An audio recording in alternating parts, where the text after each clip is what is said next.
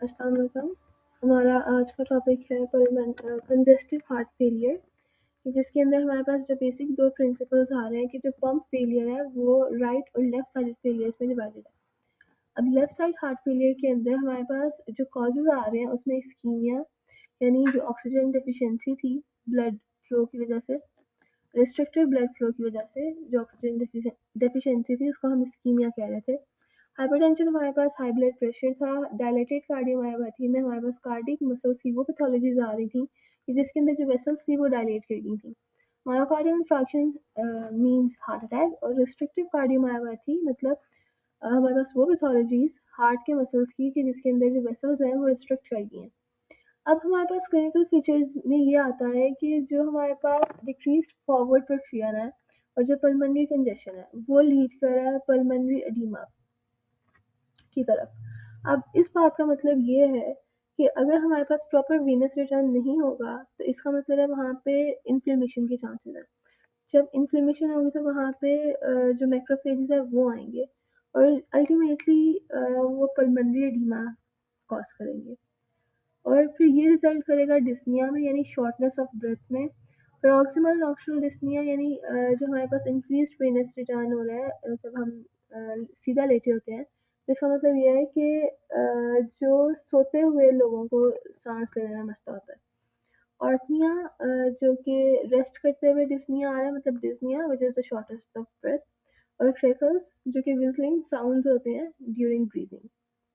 अब small congested capillaries जो है ना वो बर्स्ट कर सकती हैं और इसकी वजह से इंट्रा एविलर हेमरेज हो सकता है।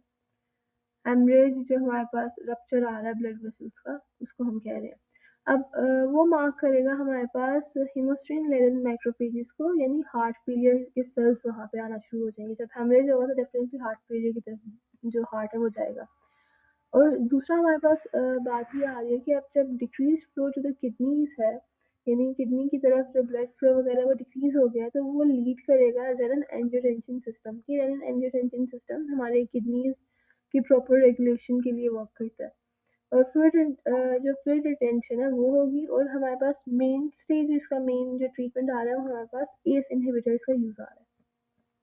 राइट साइडेड हार्ट फेलियर के अंदर हमारे पास यही बात है कि ये usually due to left sided heart failure होता है, और जो ज़्यादा इसके कॉजेज हैं वो यही है कि ये लेफ्ट राइट शंट की वजह से हो रहा है। Left right shunt, shunt basically हम किसी भी एक ऐसे नैरो पास पैसेज को कहते हैं कि जो कि अब नॉर्मली डेवलप हुआ हो, जैसे हार्ट के अंदर शंट बन जाता है, जैसे कहा जाता है कि दिल में सुराख होना। अब क्लिनिकल फीचर्स के अंदर जो हमारे पास कंजेशन की वजह से आ रहे हैं उसमें जगुलर वेन डिस्टेंशन आ रहा है। अब जगुलर वेन हमारे पास जो मेन वेन होती है हमारी बॉडी की, जिसको हम शैरक भी कहते हैं। पेनफुल हेपेटोस्प्लेनोमेगली विद अब हमारे पास हेपेटोस्प्लेनोमेगली का मतलब ये है कि जो हमारे पास लिवर और स्प्लीन की इन्लार्जमेंट आ गई है, जो कि कॉज कराएगा नटमेग लिवर को, और फिर वो कार्डिक सिरोसिस की तरफ हार्ट को लेके जाएगा। और यहाँ पे हमारे पास जो पिटिंग एडीमा है वो आएगा क्योंकि हाइड्रोस्टेटिक प्रेशर इंक्रीज हो गया। अब पिटिंग एडीमा वो एडीमा होता है कि जब पिटिंग कि जिसमें आप उसको प्रेस करो स्किन को, तो उसके अंदर पिट्स बनते हैं, मतलब गला टाइप बनता है। ये हमारे पास जो डायग्राम है ये हमारे पास इन मैक्रोफेजेस के जो हार्ट फेलियर सेल्स के हीमोसिड्रिन लेडन मैक्रोफेजेस। ये हमारे पास नटमेग लिवर है जो कि हार्ट फेलियर की वजह से हुआ, और ये बूट शेप्ड हार्ट है, ये टेट्रोलॉजी ऑफ पैलेट में हम आगे पढ़ेंगे। नेक्स्ट हमारे पास कंजेनिटल डिफेक्ट्स। अब कंजेनिटल डिफेक्ट्स में कुछ चीज़ें समझने वाली हैं कि ये ड्यूरिंग एम्ब्रियोजेनेसिस होता है कि प्रेगनेंसी में ड्यूरिंग 3 to 8 वीक्स के अंदर जो कंजेनिटल डिफेक्ट्स हैं वो आते हैं। कंजेनिटल डिफेक्ट्स वो डिफेक्ट्स होते हैं कि जो पैदाइशी होते हैं बच्चों में, और ये 1% जो जैसे 100 की एक पॉपुलेशन है तो उसमें से जो 1% बर्थ्स हो रही हैं उसमें ये जो कंजेनिटल डिफेक्ट्स हैं वो आते हैं।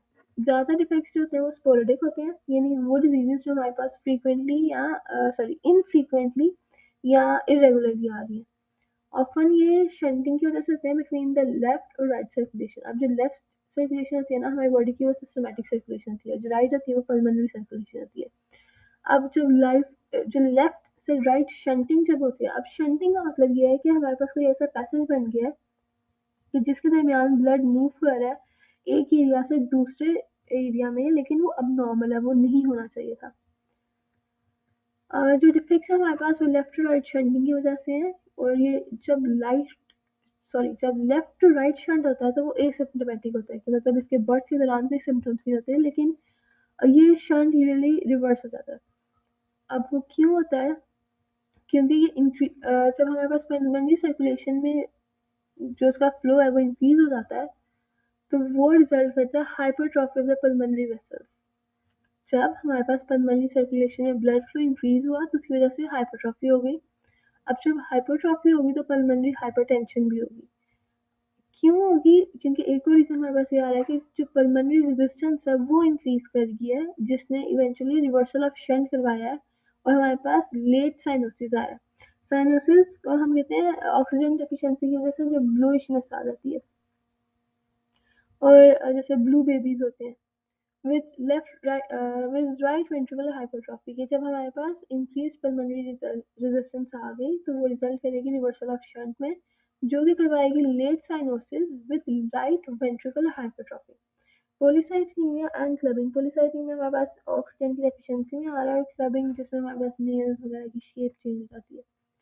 अब defects with right to left shunting are usually present at cyanosis shortly after birth। ठीक है, अब हम कुछ डिफेक्ट्स हैं उनको देख लेते हैं कि हमारे पास जो वेंट्रिकुलर सेप्टल डिफेक्ट है, कि जब वेंट्रिकल की जो सेप्टम है उसमें डिवाइड होते हुए जो डिफेक्ट आया है राइट और लेफ्ट वेंट्रिकल्स के दरमियान में, इसको हम वेंट्रिकल सेप्टल डिफेक्ट कह रहे हैं, कि वेंट्रिकल्स की जो सेप्टम है उनमें मसला आ गया।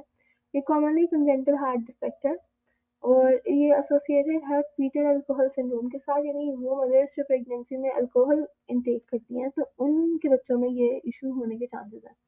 अब ये लेफ्ट टू राइट शंट जो है, इसकी वजह से इसका जो साइज है ना, ये डिटर्मिन करेगा कि जो शंटिंग है, जो भी शंट है उसका साइज डिटर्मिन करेगा कि वो उसको ट्रीट कैसे किया जा रहा है। मतलब अगर कोई छोटा डिफेक्ट है तो वो यूजुअली एसिम्प्टोमेटिक होता है, और जैसे दिल में सुराख कुछ बच्चा होता है तो वो खुद ही ठीक हो जाता है, रादर देन कि उसकी सर्जरी की जाए। अब एट्रियल सेप्टल डिफेक्ट के अंदर हमारे पास सेप्टम के अंदर डिफेक्ट आ रहा है राइट और लेफ्ट में, लेकिन एट्रिया में। और सबसे ज़्यादा हमारे पास जो कॉमन है वो ऑस्टियम स्कैंडम आती है, जिसमें 90% ऑफ द केसेस में हमारे पास ये अफेक्ट होती है, ये सेप्टम की लेयर्स है। नेक्स्ट हमारे पास आ रहा है ऑस्टियम फ्रीमियम, जो ये डाउन सिंड्रोम के साथ है। डाउन सिंड्रोम एक सिंड्रोम होता है जिसमें हमारे क्रोमोसोम्स के नंबर वगैरह अफेक्टेड होते हैं। रिजल्ट्स इन राइट, अब जो हमारे पास लेफ्ट राइट शंट है ना, और जो स्प्लिट होता है S2 में अस्कल्टेशन के साथ, तो ये भी हमारे पास आर्ट्रियल सेप्टल डिफेक्ट का एक सिम्टम आ रहा है, कि जो स्प्लिट होना S2 का, अब S2 का स्प्लिट होने का मतलब ये है कि जो आयोटिक और पल्मोनरी वाल्व जब क्लोज हो रही हैं तो उसमें जो लब डब साउंड्स आ रहे हैं उसमें मसला आ रहा है।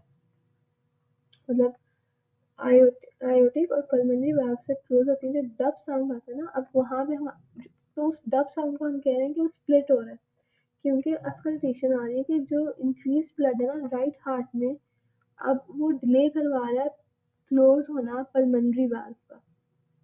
और पैराडॉक्सिकल एम्बोलाई एक इम्पॉर्टेंट कॉम्प्लिकेशन है हमारे पास एट्रियल सेप्टल डिफेक्ट की। पैराडॉक्सिकल एम्बोलाई वो एम्बोलाई जो एक जगह से दूसरी जगह मूव कर रहा है। अब पेटेंट डक्टस आर्टरियोसिस हमारे पास ये आता है फेलियर ऑफ डक्टस आर्टरियोसिस, मतलब वो डक्ट क्लोज नहीं हो रही, जो कि एसोसिएटेड है कंजेनिटल रूबेला में। रूबेला एक वायरस जो है इसकी वजह से इन्फ्लेमेशन होती है यूजुअली। अब जब हमारे पास लेफ्ट राइट शंट आ गया अयोटा और पल्मोनरी आर्टरी के दरमियान में, तो उसमें ये होगा कि जो डेवलपमेंट, जब बेबी डेवलप हो रहा है तो जो डक्टस आर्टरियोसिस है ना, वो नॉर्मली शंट आ जाएगा उसके अंदर blood from the pulmonary artery to the aorta bypassing the lungs.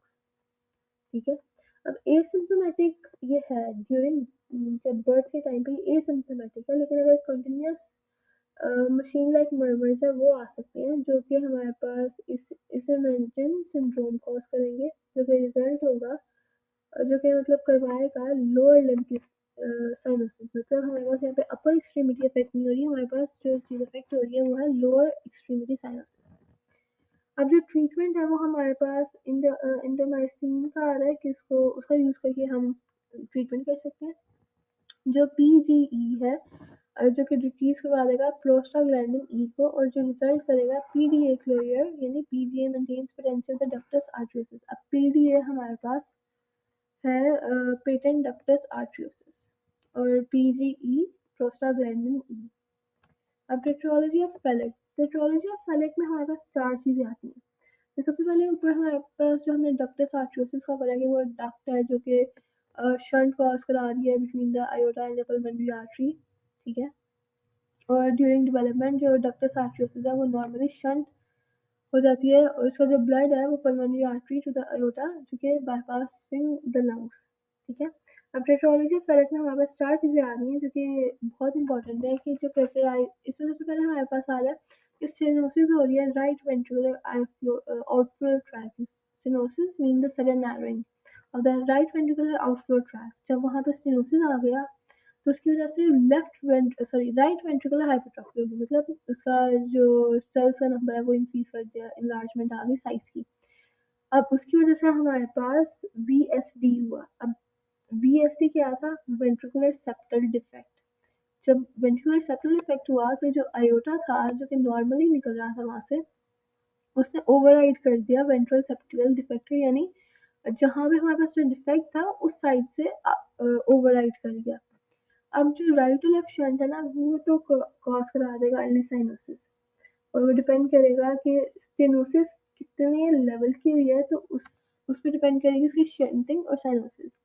अब वो कहते हैं कि जो पेशेंट्स हैं वो learn to squat in response to cyanotic spell, यानी जो पेशेंट्स हैं वो फोर्सफुल एक्सपिरेशन करते हैं और इंक्रीज आर्टरी रेजिस्टेंस जो है वो डिक्रीज करा देती है शंटिंग को, जिसकी वजह से ज्यादा जो ब्लड है वो लंग्स को पहुंच सकता है।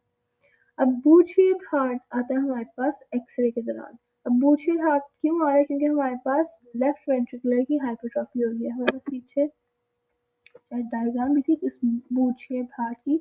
यहाँ पे ये जो हार्ट है इसकी बूट शेप हो गई है। Transposition of the great vessels, trans और position of the great vessels, इस बात से हम अंदाजा कर सकते हैं इस बात का कि जो ये कैरेक्टराइज है पल्मोनरी आर्टरी जो कि हमारे पास लेफ्ट वेंट्रिकल से निकल रही है और आयोटा जो कि राइज हो रहा है राइट वेंट्रिकल से। अब ये एसोसिएटेड है मैटरनल डायबिटीज के साथ।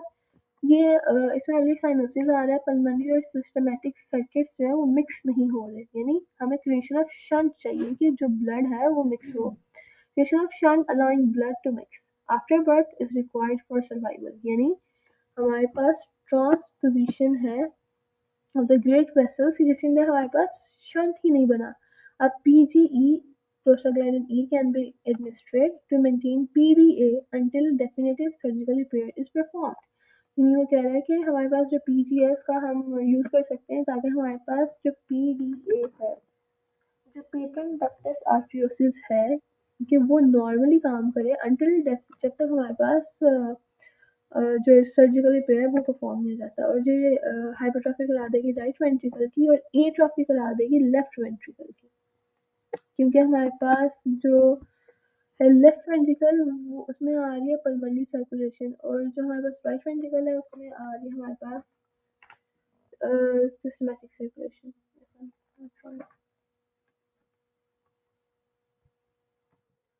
नेक्स्ट हमारे पास है ट्रंकस आर्टरियोसिस कि ये एक सिंगल आर्च वेसल है जो कि हमारे पास बोथ वेंट्रिकल से निकल रही है, लेकिन जब ये डिवाइड नहीं होती ट्रंकस आर्टरियोसिस तो हमारे पास अर्ली साइनोसिस आता है। डीऑक्सीजनेटेड ब्लड जो है वो राइट वेंट्रिकल से मिक्स हो जाता है ऑक्सीजनेटेड ब्लड के साथ जो कि लेफ्ट वेंट्रिकल में था बिफोर पल्मोनरी और आयोटिक सर्कुलेशन इसको सेपरेट करें, ये खुद ही मिक्स हो रहा है क्योंकि ये डिवाइड नहीं हो रहा, मतलब एक ट्रंक है वो डिवाइडेड नहीं है तो जिसकी वजह से हमारे पास एक सिंगल लार्ज वेसल आ रही है। अब ट्राइकस्पिड एट्रियसा हमारे पास ट्राइकस्पिड वाल्व जो ओरिफिस है वो फेल हो जाता है तो राइट वेंट्रिकल की हाइपोप्लास्टिक जो राइट वेंट्रिकल है वो हाइपोप्लास्टिक हो जाता है। अब ये ज्यादा एसोसिएटेड है एएसडी के अंदर, यानी हमारे पास जो एट्रियल सेप्टल डिफेक्शन है उसके अंदर जिसके अंदर हमारे पास राइट टू लेफ्ट शंट आ रहा है और ये अर्ली साइनोसिस बता रहा है।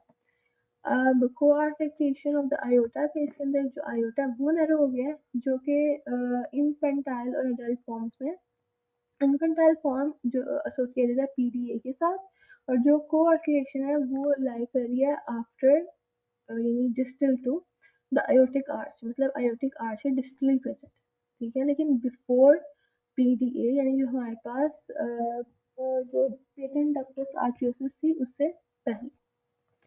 अब ये लोअर एक्सट्रीमिटी को अफेक्ट करेगा इन्फेंट्स के अंदर बर्थ के साथ। अब ये टर्नर सिंड्रोम के साथ भी एसोसिएटेड है।